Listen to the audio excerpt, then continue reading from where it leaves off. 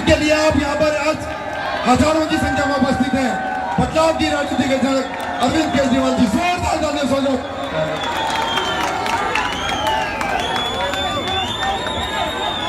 एक बार जोरदार भारत माता का जयकारा लगाएंगे।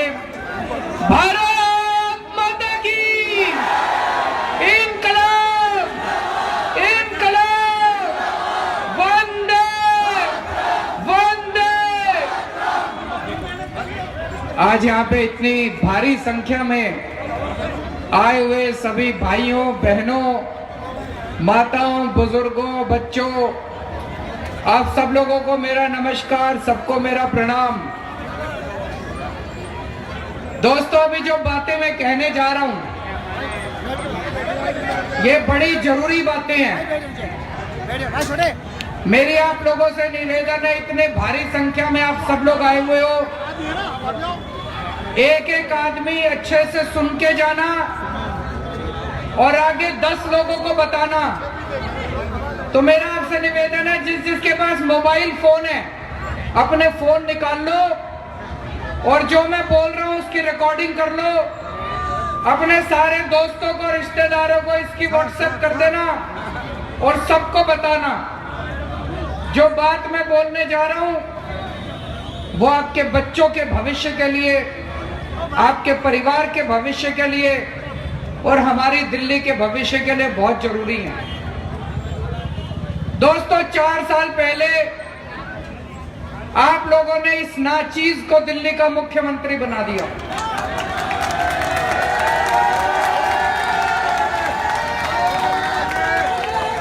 मेरी कोई औकात नहीं थी। सोच के देखो, आज से 6 साल पहले इस देश में कोई नहीं जानता था कौन केजरीवाल, कोई नहीं जानता था। ये तो आप लोगों का बड़प्पन है, आप लोगों का प्यार है, आप लोगों का सम्मान है, विश्वास है कि आप लोगों ने मेरे जैसे छोटे से आदमी को इतनी बड़ी दिल्ली की जिम्मेदारी दे दी, इतनी बड़ी कुर्सी दे दी। भाई, मैं पूरी जिंदगी आपका ये एहसान नहीं चुका सकता। अपनी जान दे के भी मैं आपका ये एहसान नहीं चुका सकता, दिल्ली के लोगों का एहसान नहीं चुका। जब से आपने मेरे को जिम्मेदारी दी है, 24 घंटे मेरा दिल में एक ही बात रहती है कि दिल्ली के लोगों का विश्वास नहीं टूटना चाहिए। दिल्ली के लोगों ने जो मेरे पे विश्वास करा, वो विश्वास कभी नहीं टूटना चाहिए। रात दिन 24 घंटे में काम करता रहता हूं। मेरे एमएलए, मेरे विधायक, मेरे मंत्री 24 घंटे इनसे सबसे काम कराता हूं, मैं खुद काम करता हूं। आज से 5 साल पहले आपने नरेंद्र मोदी जी को वोट दिया था। इतना बहुमत दिया, इतना बहुमत दिया इस देश के लोगों ने। मोदी जी खड़े होके बोले मेरा सीना 56 इंच का हो गया। आपने मेरे को 4 साल पहले इतने वोट दिए, इतने वोट दिए। भाई साहब, आज 4 साल के बाद मेरे को कहते हुए खुशी हो रही है कि मैंने आपका सबका सीना 59 इंच का कर दिया। इतने काम करे हैं भाई साहब, इतने काम करे हैं। दिल्ली के सरकारी स्कूल अच्छे हो गए, नहीं हो गए? हाथ खड़े करके बताओ जरा से। दिल्ली के सरकारी अस्पताल अच्छे हुए, नहीं हुए? भाई साहब, दिल्ली में 2 किस्म के सरकारी अस्पताल हैं। एक मोदी जी के अस्पताल है, आई लव यू टू।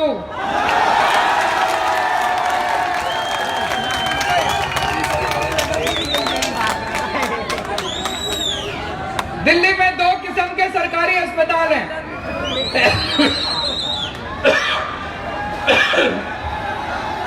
एक मोदी जी के अस्पताल है, एक आपकी अपनी दिल्ली सरकार, आम आदमी पार्टी की सरकार के अस्पताल है। अब कैसे पता चले मोदी जी का कौन सा अस्पताल है?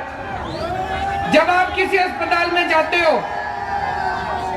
और उस अस्पताल में दवाइयों के पैसे लगे, उस अस्पताल में टेस्ट के पैसे लगे, इलाज के पैसे लगे, ऑपरेशन के पैसे लगे, तो समझ जाना मोदी जी का अस्पताल है।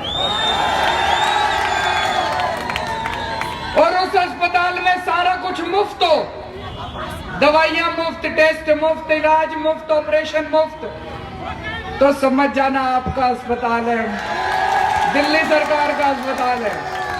ये All India Medical, Safdarjung, Ram Manohar Lohia, ये मोदी जी के अस्पताल है। पैसे लगते हैं, गरीबों से भी पैसे लगते हैं, लानत है, गरीबों से भी पैसे लेते हैं ये। और जीटीबी अस्पताल, एलएनजेपी, जीबी पंत, 35 अस्पताल आपके अपनी सरकार की है, कोई पैसा नहीं लगता उन सरकार। भगवान न करे कल आपके घर में कोई बीमार हो जाए, खुदा ना खास्ता कोई बीमार हो जाए, चिंता मत करना।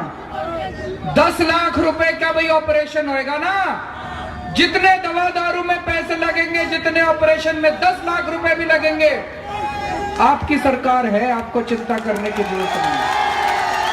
मुफ्त होएगा, सब कुछ मुफ्त होएगा।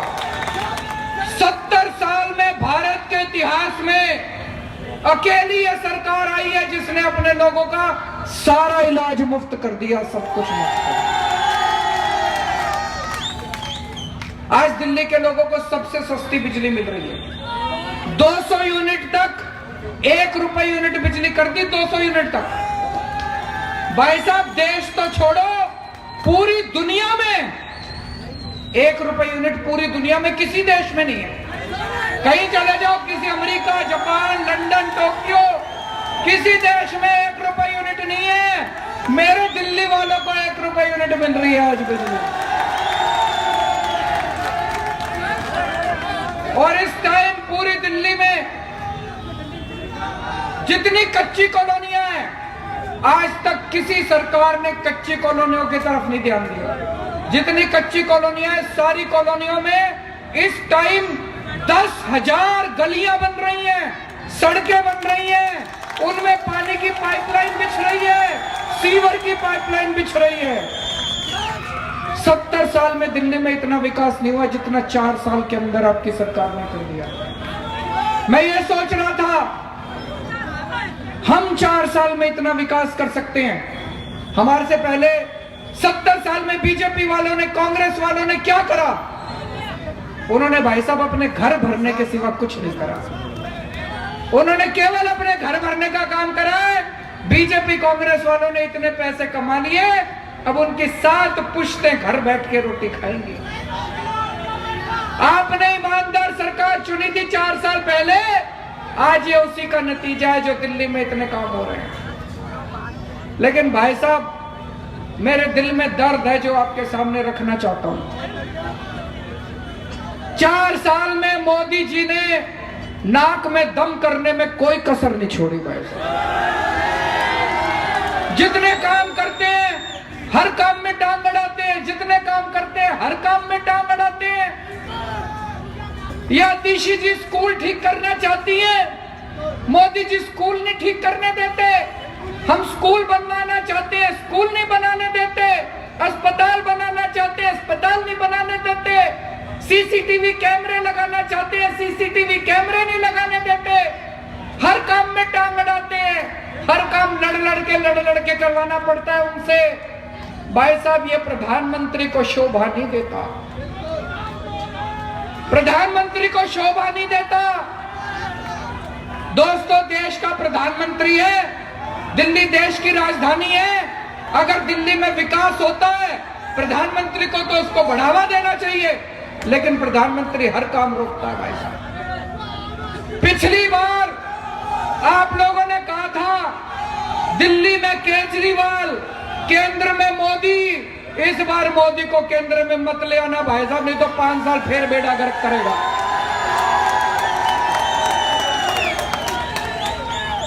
इस बार मत ले आना केंद्र में मोदी को, नहीं तो फिर आपके काम रोकेगा, फिर मेरे को लड़ना पड़ेगा, फिर लड़ के काम कराने पड़ेंगे। आपकी सीसीटीवी की फाइल 3 साल तक मोदी जी सीसीटीवी की फाइल लेके बैठ गए, 3 साल तक। जैसा भी आतिशी जी ने बताया, पिछले साल मनीष सिसोदिया और सतिंदर जैन को दोनों को 10 दिन तक अनशन करना पड़ा था। 10 दिन भूखे रहे थे आपके मनीष सिसोदिया और सतिंदर जैन। उसके बाद उन्होंने सीसीटीवी की फाइल पास करी।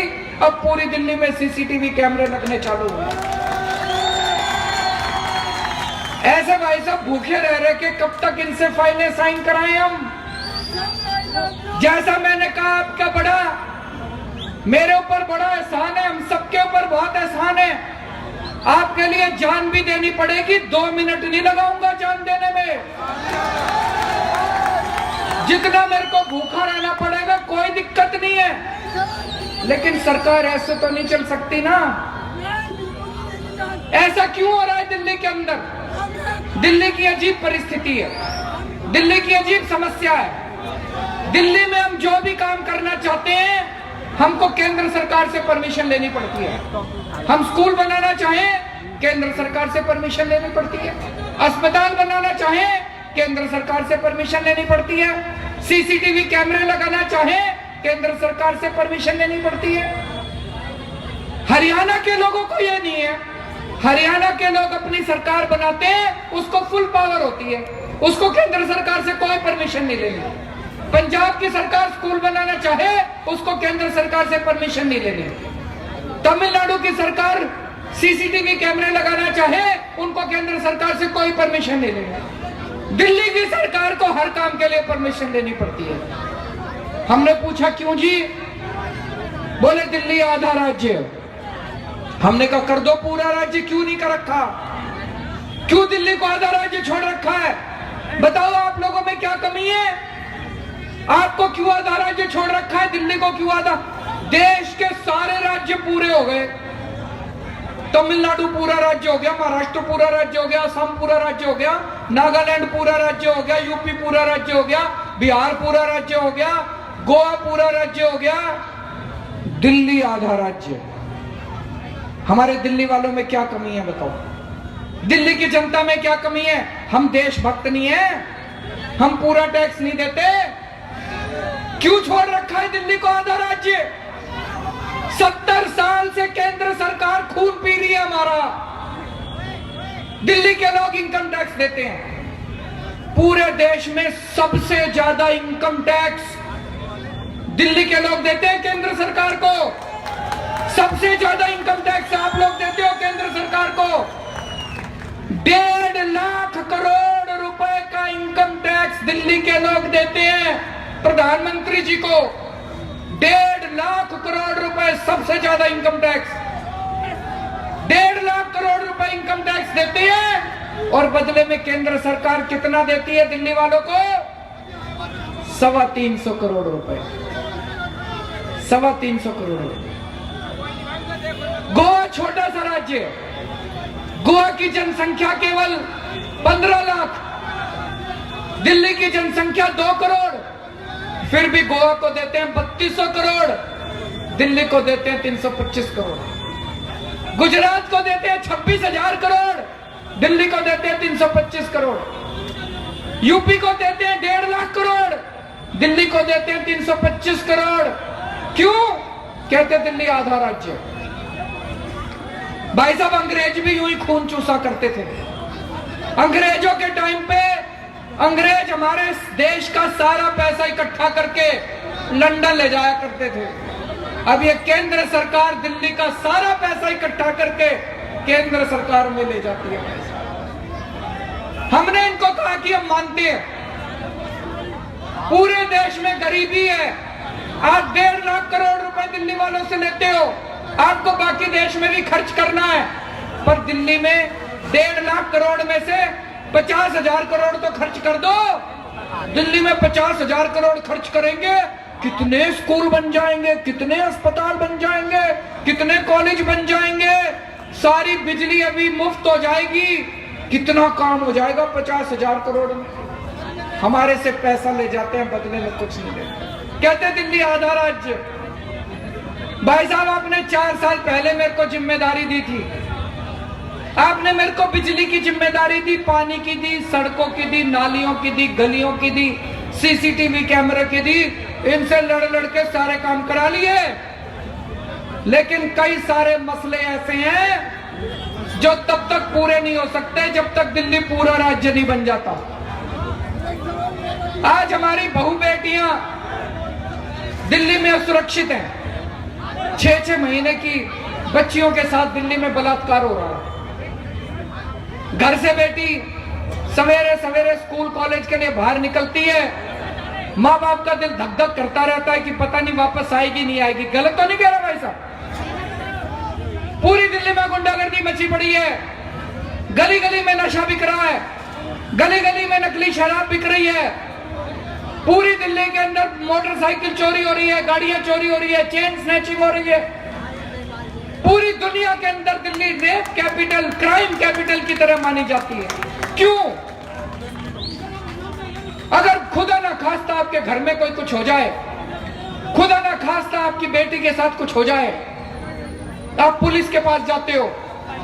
आपसे पूछना चाहता हूं, पुलिस सुनती है आपकी? क्यों नहीं सुनती पुलिस? फिर आप अपने विधायक के पास आते हो, विधायक कहता है मैं कुछ कर नहीं सकता, पुलिस मेरे अंडर में नहीं आती। आप मेरे पास आते हो, मैं कुछ कर नहीं सकता, पुलिस मेरे अंडर में नहीं आती। पुलिस किसके अंडर में आती है? प्रधानमंत्री के अंडर में आती है। पुलिस प्रधानमंत्री के अंडर में आती है। मैं पूछना चाहता हूं, हमारे घर में कल को कोई गलत काम हो जाए, हम प्रधानमंत्री से मिलने जाएंगे क्या? प्रधानमंत्री तो मिलता नहीं किसी से, प्रधानमंत्री के पास तो टाइम नहीं है।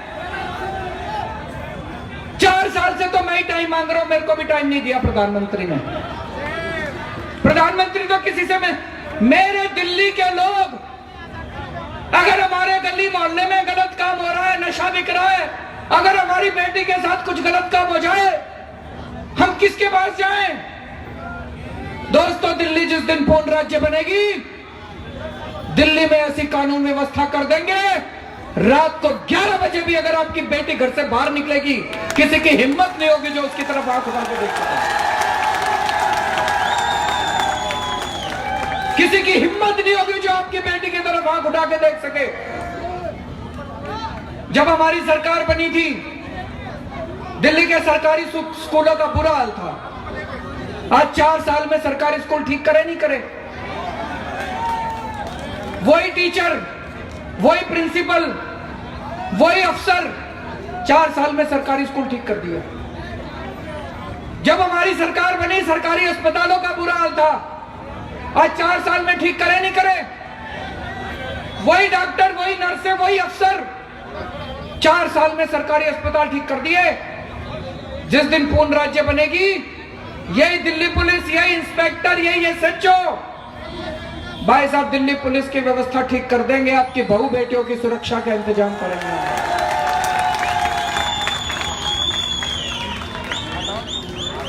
दोस्तों, आज पूरी दिल्ली में सीलिंग हो रही है, पूरी दिल्ली के अंदर दुकानें सील कर रही है। सारे व्यापारी आए थे मेरे पास, उनका दुख दर्द देखा नहीं जाता। लोगों के घर बर्बाद हो गए, बेरोजगार हो गए, हजारों लाखों लोग बेरोजगार हो गए।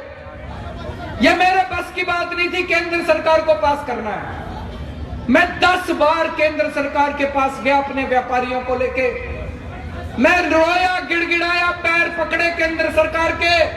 मैंने कहा मेरे व्यापारी हैं, उजड़ रहे हैं, मेरे व्यापारी बचा लो इनको।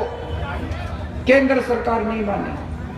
केंद्र सरकार को 1 लाइन का कानून पास करना था, 1 लाइन का ऑर्डिनेंस पास करना था कि दिल्ली में जो दुकान जहां है वो वहीं रहेगी, उसको सीलिंग नहीं किया जाएगा।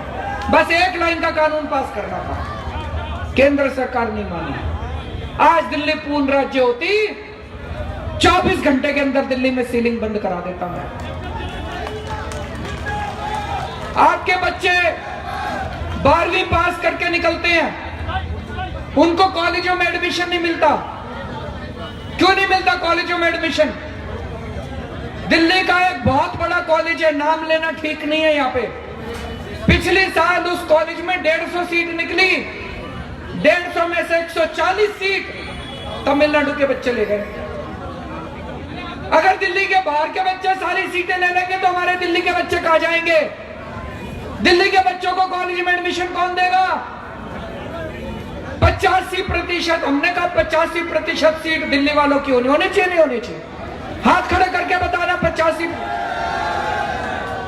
दिल्ली वाले का मतलब जो दिल्ली में वोटर है, दिल्ली वाले का मतलब जिस बच्चे ने 12वीं पास दिल्ली से करी है, उनकी 85% कॉलेजों में सीटें दिल्ली के बच्चों की, जिसने 12वीं पास दिल्ली से करी है, उनकी रिजर्व होनी चाहिए, होनी चाहिए, नहीं होनी चाहिए?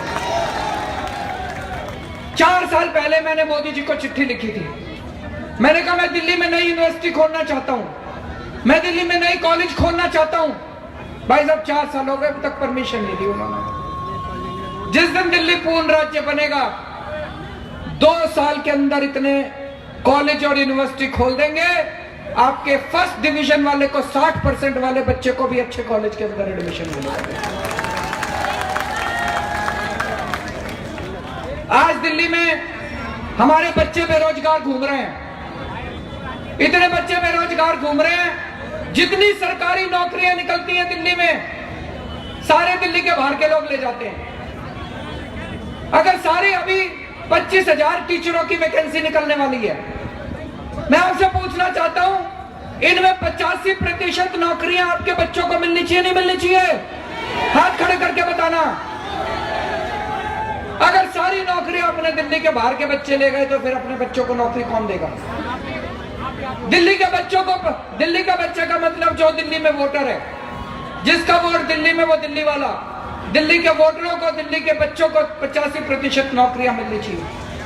आज दिल्ली में हम इतना काम कर रहे हैं, अस्पताल खोल रहे हैं, स्कूल खोल रहे हैं, मोहल्ला क्लिनिक बना रहे हैं, सड़कें बना रहे हैं, पानी की पाइपलाइन डाल रहे हैं, डोर स्टेप डिलीवरी कर रहे हैं।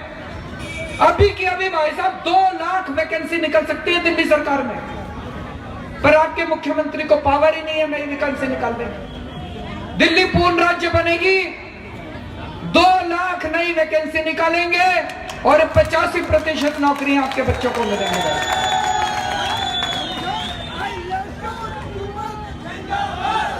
आज यहाँ इतने सारे लोग खड़े हैं, जरा सा हाथ खड़ा करके बताओ कि अपना घर किसका है? घर के मालिक कौन कौन है? अपना घर जिसका, और किराएदार कौन कौन है? जरा हाथ खड़े करके बताओ।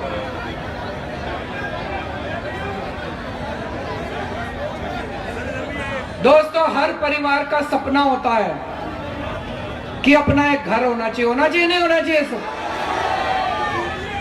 70 साल पहले डीडीए बनाई थी। डीडीए क्यों बनाई थी? डीडीए इसलिए बनाई थी, दिल्ली के हर गरीब को, दिल्ली के हर मिडिल क्लास परिवार को सस्ती और आसान किश्तों में घर बना के देंगे। आज 70 साल में डीडीए ने क्या करा? घर तो बनाए नहीं, बिल्डरों को प्लॉट काट काट के दे दिए। सारी दिल्ली उठा के बिल्डरों के हवाले कर दी, पैसे कमा कमा के डीडीए ने ऊपर पहुंचाए हैं, बस और कोई काम नहीं करा। आज मैं पूरी प्लानिंग करके आया हूं आपके सामने और पूरी जिम्मेदारी के साथ बोल रहा हूं, जिस दिन दिल्ली पूर्ण राज्य बनेगी, 10 साल के अंदर दिल्ली के हर वोटर के परिवार को सस्ती और आसान किश्तों के अंदर घर बना के देंगे। भाई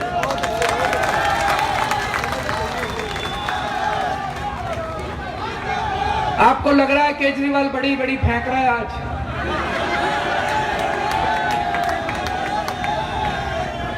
भाई साहब पढ़ा लिखा हूं, फर्जी डिग्री नहीं है मेरे पास, मेरी फर्जी डिग्री नहीं है, असली डिग्री है। जब मैं दिल्ली के चुनाव के लिए वोट मांगने जाया करता था गली गली में, मैं कहता था दिल्ली में बिजली के रेट आधे कर देंगे। ये बीजेपी कांग्रेस वाले, मीडिया वाले मेरा मजाक उड़ाते थे, कहते थे केजरीवाल झूठ बोल रहा है, बिजली सस्ती नहीं हो सकती। भाई साहब जीतने के बाद 1 महीने में कर दी थी, करी थी नहीं करी थी? आज भी कह के जा रहा हूं, मोबाइल में रिकॉर्डिंग कर लेना।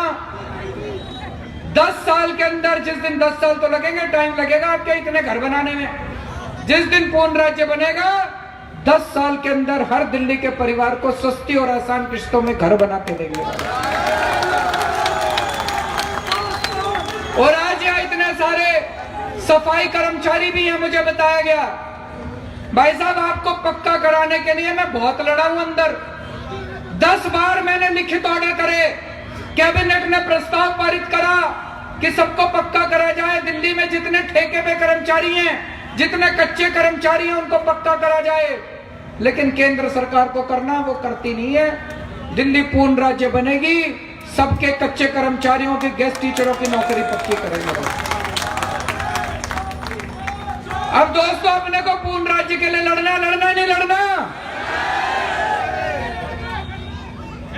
ऐसे ही हाथ उठाने से नहीं होगा, लड़ना, कटना, मरना पड़ेगा।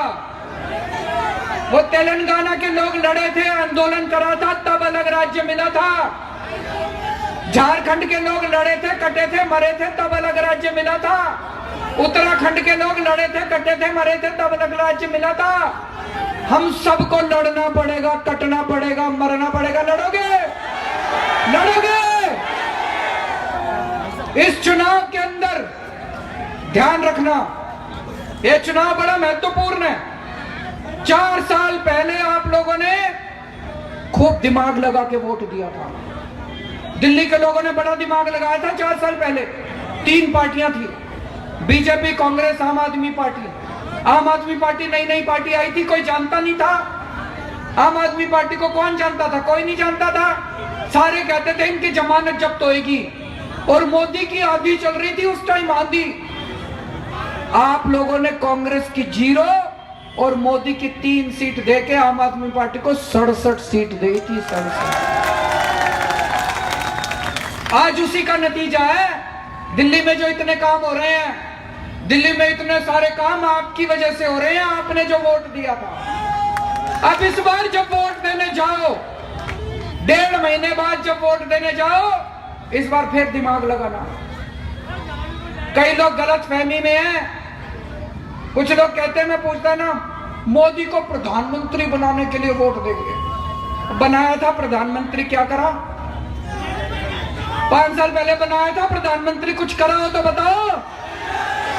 किसी की गली बनवा दी हो, किसी के बच्चे का एडमिशन कराया हो, किसी की पेंशन लगवा दी हो, कुछ करा प्रधानमंत्री ने? धंधे बंद करा दिए, चौपट कर दिया, फैक्ट्रियां बंद करा दी, बेड़ा गर्क कर दिया देश का मोदी ने। जितने काम थे दिल्ली वालों के काम रोकता है हमारा प्रधानमंत्री। दोस्तों, इस बार ये मत कर देना। इस बार पूर्ण राज्य बनाने के लिए वोट देना है। 5 साल पहले 2014 के चुनाव में मोदी जी रामलीला मैदान में आए थे वोट मांगने दिल्ली वालों से। मोदी जी ने कहा था, मेरे को 7 सांसद दे दो, मैं दिल्ली को पूरा राज्य बना दूंगा।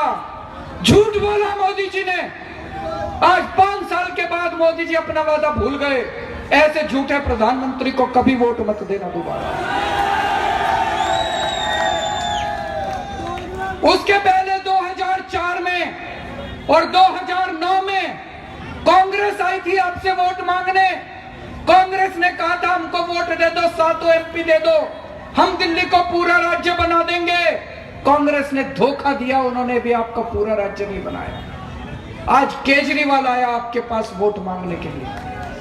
मैं जो कहता हूं करता हूं। इस बार 7 सांसद आम आदमी पार्टी के बना दो। 2 साल के अंदर इनसे छीन के ले आएंगे, आप लोगों के लिए पूरा राज्य लाएंगे।